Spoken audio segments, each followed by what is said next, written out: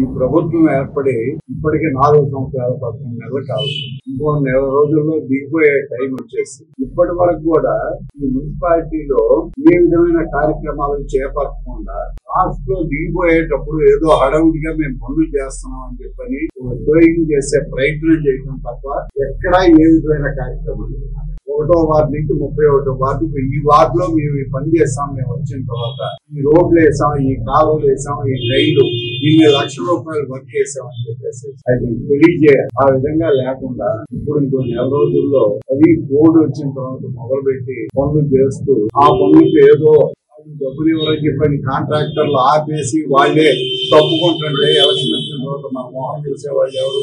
ఈ ప్రభుత్వంలో చేపట్టిన పనులకి గత ప్రభుత్వంలో ఏ విధంగా పనులు చేసిన వాళ్ళు ఇబ్బంది పడ్డారో మనకు కూడా ఆ స్థితి వస్తుందేమోనని కాంట్రాక్టర్లే వదిలేసి వెళ్తూ ఉంటే దాన్ని ఏదో ఒక అపవాదుగా తెలుగుదేశం పార్టీ వాళ్ళు ఆపేస్తున్నారు. పనులు ఆపించాల్సిన అవసరం లేదు. ఈ పట్టణ సమగ్ర అభివృద్ధిని కోరుకునే వ్యక్తులే మేము. ఈ పట్టణంలో ఉండేవాళ్ళం. ఈ పట్టణ అభివృద్ధి మౌలిక సదుపాయాల కల్పన కోసం చెప్పేసి ఖచ్చితంగా ఆలోచించే వ్యక్తులు ఇది మర్చిపోయి గతంలో కూడా అని చెప్పి చెప్తున్నారు. నిత్యం తుఫాన్ వచ్చి ఎన్ని నెలలు అవుతుంది, తుఫాన్ నష్టపరిహారం నేను వేస్తున్నాను అన్నారు. ఒకసారి అగ్రికల్చర్ ఆఫీస్కి వెళ్ళి ఎంక్వైరీ చేయమనండి. ఒక్క రైతు ఖాతాలో ఒక డబ్బులు పడ్డాయి. ఇలాంటి దొంగ బట్టలు నొక్కుతూ నేను బటన్ నొక్కాను వేసాను ఇందులో కోర్టులను అంకెలు ప్రచారం చేసుకోవడం తప్ప రైతాంగానికి కానీ ప్రజలకు కానీ ఈ ప్రభుత్వంలో ఏ విధమైన మేలు జరగలేదు. అది ప్రజలు కూడా గమనించాలి. మోసపూరితమైన మాటలు కానీ అపవాదులు కానీ పార్టీ పరంగా తెలుగుదేశాన్ని ఆపాదించడం మంచి పద్ధతి కాదని నేను తెలియజేస్తాను.